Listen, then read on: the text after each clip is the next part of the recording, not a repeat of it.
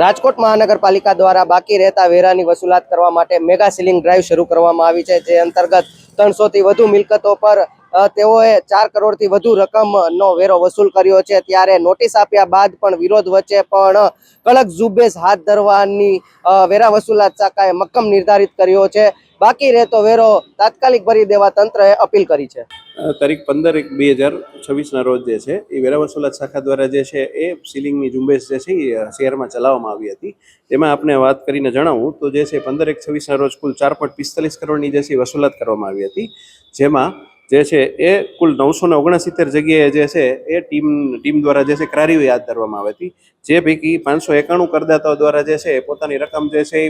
ભરપાઈ કરવામાં આવેલી હતી। જ્યારે 378 મિલકત જે છે એ મિલકતનો વેરો જે છે ત્યાં જ ભરપાઈ કરવામાં ન આવતા એ મિલકતો સીલ કરવામાં આવેલી છે।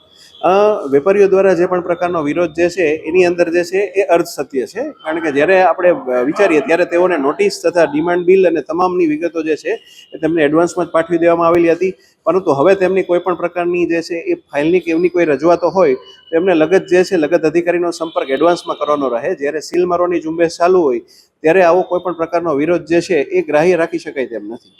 આપને જણાવું કે જે છે જો ભવિષ્યમાં પણ જે છે કોઈ પણ પ્રકારનો વેરો જે છે મિલકત વેરો બાકી રહેશે તો જે છે રાજકોટ મહાનગરપાલિકા દ્વારા છે ભવિષ્યમાં પણ આવી ડ્રાઈવ જે છે અવારનવાર યોજવામાં આવનાર છે, જેથી તમામ જે છે શહેરીજનોને જે છે એક નમ્ર અપીલ કરવાની રહે કે આપનો વેરો જે છે સમયસર ભરો, અને આપને કોઈ પણ પ્રકારની સમસ્યા હોય તો આપ જે છે વેરા બિલ વોર્ડ ઓફિસે જઈ અને મેળવી શકો છો, ને તેમાં પણ કાંઈ પણ આપને ઇસ્યુ હોય તો તરત જ આપ વોર્ડ ઓફિસે તથા અમારે ઝોન ઓફિસે સંપર્ક કરી શકો છો।